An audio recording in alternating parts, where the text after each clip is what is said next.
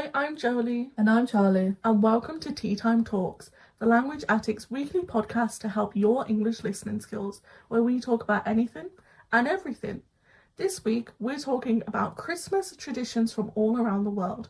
Now, if you listened to last week's podcast, we spoke about our favourite childhood Christmas memories, and we briefly touched upon British traditions to do with food, decorating, activities. So we thought it'd be really interesting to go a bit deeper into these traditions and also look at some traditions from across the world as well. Now, if you don't know, both me and Charlie are language nerds. We both have degrees in languages. I studied French, Chinese and German, and Charlie... I studied Russian and Japanese. So we thought it'd be really interesting to have a look at these countries specifically, and see if there's any similarities or differences with our own British Christmas traditions. So yeah, to start off, what British tradition comes to your mind about Christmas? Well, I'd say maybe, I'm not sure if other countries really do this, which is why it kind of sticks in my mind as quite a British thing, but Boxing Day, I think, is a big one. Mm-hmm. Boxing Day is the day after Christmas, and traditionally sports is shown that day. Maybe back in the day it was boxing and that's why it's called Boxing Day. But nowadays usually football or some other sport is played on Boxing Day. So we celebrate Christmas on the 25th of December. That is our Christmas day. That is the day we do presents. That is the day that we have Christmas dinner. Boxing Day, as you said, is the day after on the 26th. Nowadays it is more associated with sales. Yeah. So Boxing Day sales are, I would say, our equivalent to Black Friday in America. We do have Black Friday now because it has migrated over to us in Britain, but Boxing Day sales are a very big thing. I would say that's probably what it's most famous for now rather than sport, but That's true. Yeah, I think that's very true. Traditionally when I was younger, I feel like it was a day where, you know, it's after Christmas and so the family would sort of gather around, watch a lot of TV, watch the sports. But that's very true that now I hear Boxing Day and I think, oh, Boxing Day sales. Because, yeah, it's associated with the sales because obviously a lot of people are buying things for Christmas and so they're earning a lot of money then. But then after Christmas, it's sort of like, okay, well, everyone's already bought everything, so I guess we need to put everything else on sale now to sell it. So traditionally, Boxing Day gets its name from a time during Queen Victoria's reign when the rich used to box up gifts to give to the poor, which is where the boxing comes from. Oh. Boxing Day was traditionally a day off for servants and a day when they received a special Christmas box from their masters. The servants would also go home on Boxing Day to give the Christmas boxes to their families. So apparently it also has religious connections and is celebrated as St. Stephen's Day in Ireland and the Catalonia region of Spain, which I did not know. I did not know that either. It says in some European countries such as Hungary, Germany, Poland and the Netherlands, Boxing Day is celebrated as a second Christmas day, which is interesting. But a lot of our Christmas traditions come from Victorian times. That's true. So Britain didn't start having Christmas trees, particularly green fern trees are the most common, until Queen Victoria's time because they made it popular. Because Queen Victoria's husband, Prince Albert, was German and Christmas trees are a German tradition, and so it kind of emigrated over here, and at the time of Queen Victoria anything she did became popular. She's a person who originated and made popular the white wedding dress. People didn't get married in white wedding dresses before Queen Victoria, and then it became a thing, and now it's uncommon to not have a white wedding dress on your wedding day. So it's very interesting that it came from a gift of the rich masters to the poor servants. Yeah, that is interesting. I feel like the meaning of it has changed so much now because, you know, for obvious reasons, that's not really the case anymore. And so, yeah, I feel like, I guess the fact that it's a day off is interesting. I guess it still sort of has that idea where it's like, okay, well, we've got Christmas and now we have a day to sort of chill a bit and watch TV and do stuff like that. But yeah, it's interesting that it originated with Queen Victoria. It also says that churches played a part in the creation of Boxing Day, as through the year they would take money from churchgoers in the form of a collection and hand it out at Christmas. Now, I do think Christmas is it is known as a time of giving. You give presents, you give money, you give joy, if you one might say. So a lot of the traditions I do think are rooted in that. Yeah. But yeah, it's very interesting that the meaning has changed so much. So there's a lot of traditions that have come from Boxing Day as well. So even though apparently now you will not get sports games on Christmas Day. No. That will not happen. Pretty much everything on Christmas Day in Britain is closed, shut. You cannot get anything really. Restaurants are closed. I mean, even McDonald's, I think, is closed on Christmas Day. McDonald's always open, so yeah, that's when you know it's serious. It's Christmas Day is, the day where if there's gonna be one thing open, it'll be like emergency. Yeah. Yeah. But apparently, in the days before TV, there would be a full programme of matches on the 25th of December, with fans putting on their winter clothes to watch football at grounds across the UK after eating Christmas dinner. But throughout the 1950s, attitudes towards playing sport on Christmas Day changed, and the final Christmas Day football match took place in 1957. Obviously, football is attached to every tradition in Britain. Also, it says on this article that turkey sandwiches. So Boxing Day is the day where you eat all of the leftovers from Christmas Day. For sure, yeah. Everything you didn't eat on Christmas Day for your Christmas dinner, for your Christmas dessert, you eat on Boxing Day. Normally in the form of a sandwich. Yes. You put everything, you put your leftover turkey, you put your leftover stuffing, gravy, potatoes, everything in a sandwich, and you eat it all up.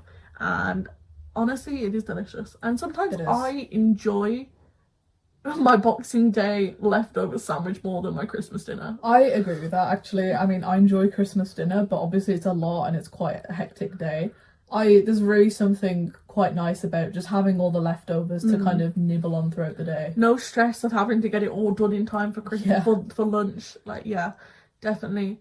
But yeah, so we touched on the other Christmas tradition of Christmas trees. So obviously we have Christmas trees like many parts of the world do. As I said, it originated in Germany.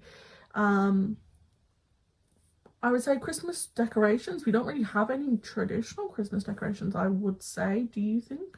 I don't think there are really any that are specific to us or like specifically traditional. I mean, I feel like a lot of cultures have similar decorations where it comes to like the tree, like putting an angel on top of the tree or a star on top of the tree. But other than that, yeah, I think it's quite similar to everyone else.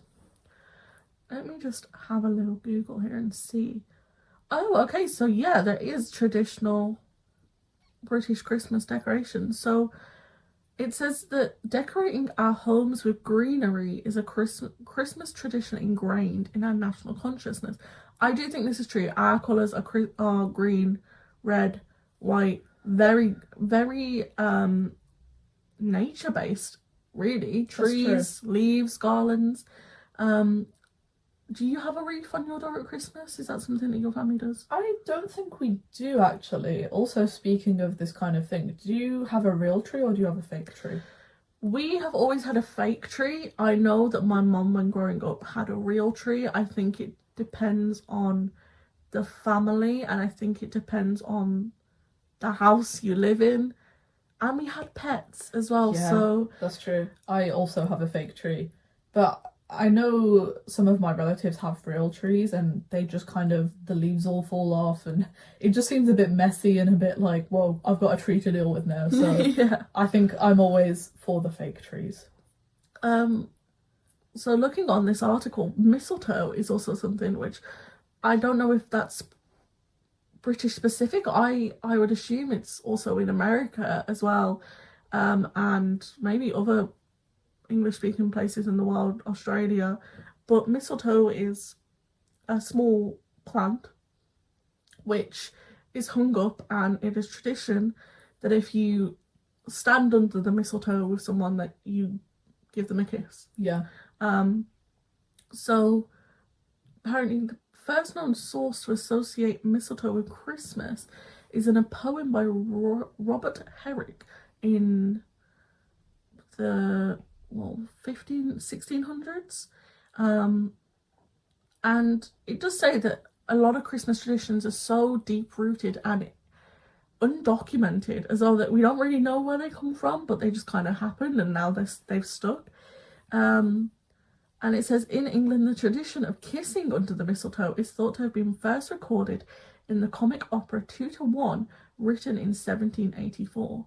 Interesting. Which is very interesting. I mean, it's still quite an old tradition, not as old as others maybe, but yeah, I would say that it's one that everyone knows about, but I don't really know anyone who necessarily does it, but it's just one of those things that everyone associates with Christmas. Yeah, definitely. There's songs about it as well, you know. Yeah. It's such a well-known thing of kissing under the mistletoe, and mistletoe being a Christmas thing, a Christmas tradition. I mean, Justin Bieber made a whole song about it. Yeah. But decorations wise, I think there's not really any traditional British ones, as we said, that we can think of.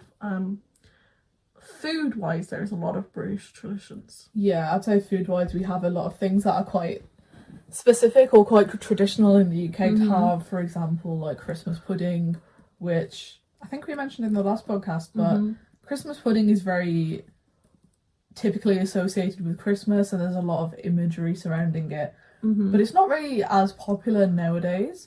But traditionally, it's a big part of Christmas where you get this pudding, you pour some alcohol on it, set it on fire. Yeah, traditionally, I think it's brandy that's poured on it. Yeah, and usually you put a coin in it, which back in the day was a different coin that we don't have anymore. So it's not as common nowadays. I think maybe partially because it's like a fruitcake, sort of. Yeah, the taste of it is not. Yeah, it's not really popular. It's also known as figgy pudding, as well. So its original form was a kind of broth that included raisins and other dried fruit, spices and wine. It was thickened with breadcrumbs or ground almonds, and not dissimilar to mince pies, which we also mentioned last episode. But this original figgy pudding said was almost unrecognisable from modern Christmas puddings.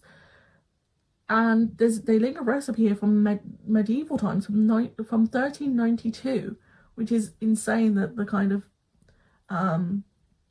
origins of it goes back so far, considering it's still something we have today. I mean, you will find them everywhere, lining the aisles in British supermarkets at Christmas time. It is not until the end of the 17th century that the pottage took on a more solid appearance, which, if you have ever seen a Christmas pudding, is a very dense, round dome of cake, essentially. But once again, it's the Victorians who bring it to prominence, who make it popular.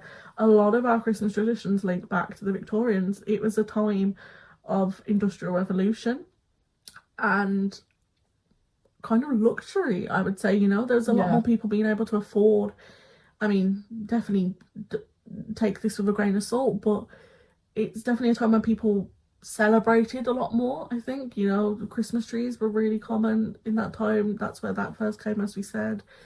Christmas puddings, everything really. I mean, I'm probably going to assume that the thing of having a turkey or a goose was probably also in the Victorian times as well. Yeah, I think so. So it's, as Charlie mentioned, it's customary to hide a number of small trinkets in the mixture, which included a silver coin, which signified wealth, and a ring to represent a future marriage, which, as we said, the coin is still something that is not commonly done, but is still around today. Yeah.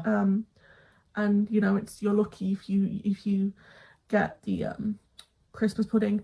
Now, this reminds me of something which I know about French Christmas traditions, which is the tradition of a cake called the galette de Loire. And it's a flat cake or tart made with puff pastry and almond cream, and it's traditionally has a thiv inside, which is like a bean, and it can be made from like porcelain or ceramic, and it's sometimes a crown or a figure or a shape.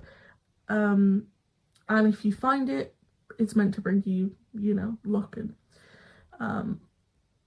I guess good good tidings for the next coming year. So if we look at Christmas in France now, I would say very similar to us. Yeah, I can imagine. Nativity cribs are used to decorate the house. That's also something that is very similar in Britain.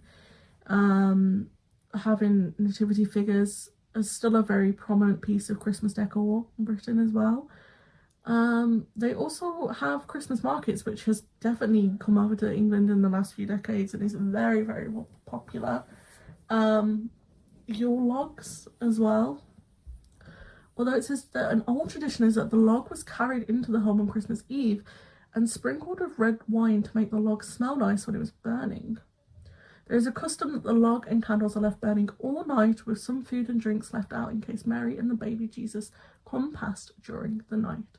I've never heard that before. I've also never heard of that. I guess that, yeah, it kind of reminds me of our tradition of putting food out for Santa, but that seems like the more traditional, I guess, route.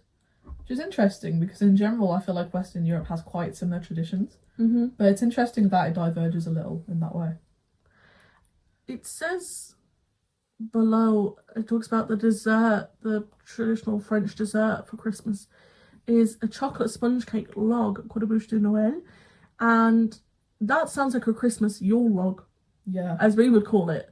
So I'm very interested in the fact that the French have a tradition called a Yule log, which is an actual log, and that's somehow transported over to our side, and I know even in America I think it's the same thing, of why the chocolate cake is now called a Yule log. Like, I thought that was just because of how it looked, but maybe that there's a connection there. So as we talked about the Galets de Loire, very similar, very, very similar, which I'm not surprised considering how closely connected we are, and I know that there's probably some British and French people that do not like that sentence, but it is what it is. But as you said, Christmas in Western Europe are quite similar. If we move on to Germany, Germany is very has the same kind of tradition of Advent. We have Advent calendars traditionally in Britain. They're chocolate, so every day you open the little door, the lead up to Christmas, and you get a little chocolate every day. And normally the 25th day is a slightly bigger chocolate. But a big part of Christmas celebrations in Germany is Advent. Several different types of Advent calendars are used in German homes, as well as the traditional one made of card that are used in many countries, like Britain, as we say. There are ones made out of a wreath of fir tree branches with 24 decorated boxes or bags hanging from it. Each box or bag has a little present in it. That is something which I feel like some people do, but it's not as popular here. Yeah, it's sort of, I guess traditions have sort of changed a bit with Advent calendars over time, because when we were younger it was very much chocolate, but nowadays there are different variations. Like the one I have this year hasn't got any chocolate in it, it's more like little presents. And I do know there are some people who sort of have these like reusable DIY like boxes or bags that they put each I know day's what you're talking about. each day's thing in, so it's interesting. Right. What is interesting and different from us is that Christmas Eve is the main day for Christmas in Germany, and it's the day, Christmas Eve is the day when Germans exchange presents with their families. I think that is more common in Europe, to be fair. I feel like I know quite a few cultures that do that. I do know that is the case in a lot of Central Europe as well. I think it might even be more common than celebrating on the 25th. I think we're a bit of an odd one out in that sense, actually. So it also talks about the idea of writing to ask for presents. And it says, in some parts of Germany, mainly the southeast of the country, children write to the Das Christkind asking for presents. So the letters to the Christkind are decorated with sugar, glued to the envelope to make them sparkly and attractive to look at. The children then leave the letters on the windowsill at the beginning or during Advent. Now that is interesting because it's similar to something we do, but not quite. So in Britain, I know when I was a child, the tradition is that you write a letter to Father Christmas. And the way that they would get to Father Christmas was to be burned. And the smoke from the burning paper sent your letter to Father Christmas. So it's interesting that they put it on the windowsill. Yeah, that is interesting. I guess it makes some sense. Mm-hmm.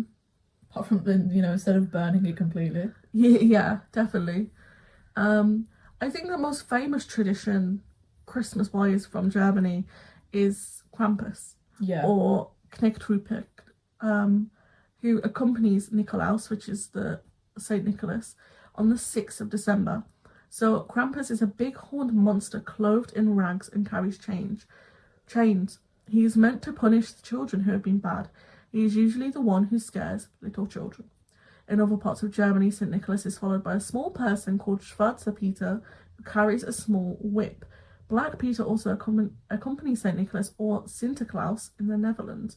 That's very interesting. So I think this is so interesting because it's really one of the only cultures I know of that has a scary part. Yeah. Christmas. Yeah. Christmas is normally so light-hearted and family-friendly and joyful, and so I mean, if you grow up with it, it's probably not scary. But like having a monster essentially to punish the children who have been bad I think it's really cool. And It's very interesting. I mean, it's quite popular as well because it's so different. Like, I've definitely heard of Krampus before. I guess our equivalent of that is just being threatened by your parents and saying, if you're naughty, you'll open your present and there'll only be coal in there. Yeah, that is something in Britain, is that if you've been misbehaved, instead of getting a present, you will get a piece of coal or a tangerine. Is also I always get a tangerine, actually. Yeah, tangerines are very Christmas for some reason. Yeah. I don't know why. I think it's tradition, but I'm not sure why. But yeah, it's definitely interesting that they have this sort of evil creature that I guess follows people around. It's sort of like anti-Santa, I guess. Yeah, and and anti-Santa is definitely the right word. So moving a little further east, we're gonna head to Russia. So do you know really any Russian Christmas holidays, Christmas traditions, sorry? Yeah, so obviously all of the Soviet Union had quite similar traditions in this way, so it's not necessarily just Russia, but you might find this in other countries and like the Baltic states and things like that. But yeah, Christmas in Russia is quite an interesting one because Christmas was sort of banned for quite a while in the 1900s because Soviet powers were quite anti-religion, because obviously they wanted everyone to be focusing on whoever was in charge of the country and see that person as their religion. So Christmas and, Christianity was quite banned. Well, banned. Obviously people still celebrated it in secret, but, publicly there wasn't that much going on with it. But when it did come back into popularity, it was quite more so than being focused on Christmas itself. It was New Year. That was the most popular thing. Because obviously when people couldn't openly celebrate Christmas, they thought, oh, well, New Year is close by, so how about we celebrate that? And interestingly, Russia has had an interesting history with religion and also with calendars. They changed calendars, I think it was the 1900s, the early 1900s, they changed calendars. And so, like some of the countries in Europe, they don't necessarily celebrate Christmas on the 25th like we do. In general, the 25th is sort of reserved for the people who see Christmas as a religious holiday specifically, and they want to, celebrate the birth of Jesus. But for the people who want to, celebrate Christmas more generally, I think it's usually on the 7th of January. Yeah. Yeah, it says Christmas in Russia is normally celebrated on January 7th. Only a few Catholics might celebrate it on the 25th of December. The date is different because the Russian Orthodox Church uses the old Julian calendar for religious celebration dates. The Orthodox Church also celebrates Advent, but it has fixed dates starting on the 28th of November and going to the 6th of January. The official Christmas and new holidays in Russia last from December 31st to January 10th. Yeah, it's interesting that from, when I've talked to my teachers and other Russian people, they do tend to say that the 25th isn't really much of a celebration. It's quite, specifically more the religious thing. So it's not super common for people to celebrate or do a lot of the traditions that we in the West associate with Christmas, with all the buying and stuff like that, which is more so New Year's. And in the same vein, they do have a tree, but it's the New Year's tree. It's not necessarily the Christmas tree. And similar to us, it's typically like some sort of fir tree or something. But there are some other traditions in terms of food and what people do. So, for example, obviously this isn't Russia, but when I was in Estonia, my teacher invited me over to her house when it was the Christmas period to celebrate. And she's part Russian, so a lot of the traditions are quite similar. And one thing that is common at a lot of Russian celebrations, but Christmas especially it seems, is salad olivier, which in other countries I think is called Russian salad, but it wasn't made by a Russian person, interestingly, but it has gained that association due to how popular it is in Russia. It's basically just, some chopped up veggies, some ham, usually some sort of like cured meat, and some mayonnaise. It's very basic, but it's very tasty, and it's just, they always have a lot of it. And they have other foods, other snacks that are quite popular, which...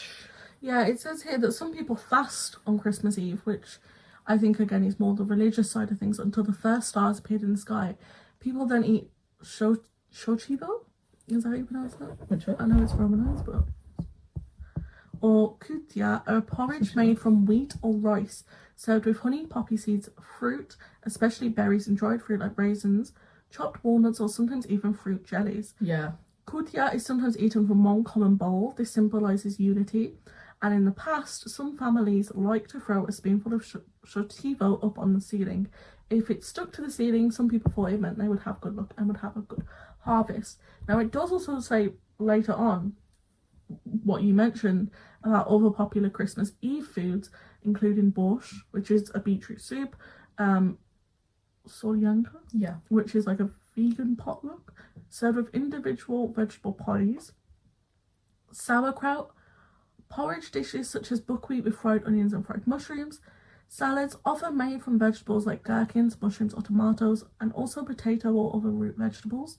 The meal often consists of 12 dishes representing the 12 disciples of Jesus. That's interesting. I never knew about that one. But yeah, definitely a lot of those are quite popular Russian foods. So it makes sense that they are made sort of in the festive season. And I think a lot of them are also quite, in the West, whilst we have like kind of a big meal that's like meat and it's hot and things, I think it's quite convenient that it's a lot of smaller dishes because you can kind of just, have what you want. And I definitely remember it being like that when I went to my teacher's house. But yeah, there's also... I think it's very interesting that no matter the culture, food is always a big part of it. That is true. Food is kind of like the cornerstone of Christmas, it feels like, which makes sense because it's kind of a big occasion for everyone to like get together and do things. But at the same time, it's a little inconvenient sometimes that you have to do all this cooking. So it's definitely an interesting one. So it also says here there are Russian Christmas cookies called kozulya, which are made in the shape of a sheep, goat, or deer. Have you ever heard of that? I haven't, but yeah, kazyol means goat, so that makes sense. That's very interesting. I mean, I feel like there's certain cultures, German, particularly, even British, I would say, that are very well-known Christmas traditions. I would never really think of Christmas in Russia, but it's really interesting to see how they celebrate it. It's definitely more New Year's Eve heavy than any other culture we've looked at. So if we then move on even further east and we go to China. Now, China celebrates Christmas in a very modern way. So it's only really majorly celebrated in major cities and with the big Christmas trees and the lights and other decorations and things like that. But I definitely think as most Western kind of things, more young people are celebrating it and being privy to it in China. And similarly to Korea, Christmas is a time really which is focused on couples. It's a lover's holiday, a bit like Valentine's Day, in that Christmas Day is kind of a day where young couples will meet and have, celebrate and give gifts to each other, which is very different to kind of the Western side of Christmas, where it's very more family orientated. Yeah. In fact, it's very common for couples to not be together on Christmas because they're with their own families. Yeah. So that's very interesting. And one of the things that I found kind of interesting, which I haven't really seen in any other culture, is that there's a popular tradition which is, I assume, quite recent and only growing in popularity, which is on Christmas Eve people give apples, and many stores have apples wrapped up in coloured paper for sale. And people give apples on Christmas Eve because in Chinese, Christmas Eve is called Ping An Ye, meaning peaceful or quiet evening. And the word for apple in Mandarin is Ping Wo, which sounds like the word for peace, which is very interesting. Again, linking back to food. So, lastly, if we look at Japan, I would say Japan's Christmas traditions are quite famous. They are, because they have a very specific tradition that is very well known, and that is that on Christmas and Christmas Day and Christmas Eve, people eat KFC. Yeah, which sounds very strange to us in the West, which is why I guess it's gained so much notoriety. But yeah, KFC is very popular at Christmas. And similarly to China and Korea, Christmas in Japan is more of a couples thing. Mm-hmm. In fact, in general, obviously Christmas started out as a religious holiday, but I feel like, over time things have changed. But in the West, it does still have that religious connotation. Mm-hmm. But in Japan, it's mainly seen as more of just a commercial holiday, because obviously Japan doesn't really have that many Christians in comparison to the religions. And so in general, it's a day where people just buy things and do, engage in some more kind of consumerist things. So yeah, KFC is one of those. They really, I guess, took advantage of the whole marketing campaign and the whole commercial vibe of Christmas in Japan, which is very interesting. Yeah, it says here there was an advertising campaign in 1974 specifically by KFC called Kentucky for Christmas, or Christmas in Kentucky, which was very successful and made KFC popular for Christmas. That is so interesting. Yeah. As Charlie said, it's so strange for a British Western person to think KFC on Christmas Day. But yeah, it's very famous, and people order in advance. Yeah. They order their KFC in advance. Yeah, they do. It's an interesting one because it's unimaginable in the UK, mainly just because KFC would not be open on Christmas. Like, things aren't open on Christmas in our country. But in Japan, because it's not considered a public holiday, so people still go to work and people still do things, which is why I feel like they've had such success with this whole KFC thing, because KFC's still open on Christmas. Yeah. It's a day it's where just another day, really, sometimes. It's just another day where maybe you'll go buy some cake or some KFC and hang out with your partner. Yeah. So, like Britain, Japan does have Christmas cake. Yeah. But it's not a fruit cake like ours is. It is a sponge cake decorated with strawberries and whipped cream, which looks delicious. I will say it looks nice like that. It does, and I would definitely enjoy that more than the Christmas cake we have. Another popular activity at Christmas in Japan, especially in Tokyo, is visiting Tokyo Disneyland, which sounds so lovely. So wonderful. But yeah, I think in the common pop culture, the knowledge that the Japanese eat KFC on Christmas is so widely known. It's almost like a meme at this point. Yeah. It's definitely interesting because, again, it's so different to what we have that I guess people heard it and it's just spread. Yeah. It is very different to a Western Christmas. Although it does say here that a Japanese New Year is more like a traditional Western Christmas. Yeah, New Year's in Japan is quite a big thing where people often go to shrines and temples in order to wish for luck in the coming year. Yeah, New Year is a period where families get together, have a special meal, pray, send greeting cards, and is celebrated over 5 days from December 31st to January 4th, which makes, I'd say, quite a lot of sense. It does. It seems like New Year is quite linked to Christmas in a lot of cultures, actually, which is quite interesting. I feel like that's definitely different to here, whereas they're almost, while they are festive in the same season, I do think Christmas is very different to New Year's in Britain. I think the kind of vibes of each one is different, whereas Christmas is more so like a family get together. But I feel like New Year, for a lot of people, is more like, let's go party, let's get drunk or something along those lines, let's have fun. So yeah, whereas in other countries it seems like New Year is more the kind of family event, and Christmas is more like a religious event, so it's quite interesting. Very. I mean, it's been very interesting to look at all these different cultures and see the similarities and differences between them all. If you enjoyed this episode, please leave us a comment and tell us how do you celebrate Christmas in your country? Do you celebrate any of the traditions that we have spoken about in this episode? Do you celebrate something different? And we will see you in the next episode. Bye.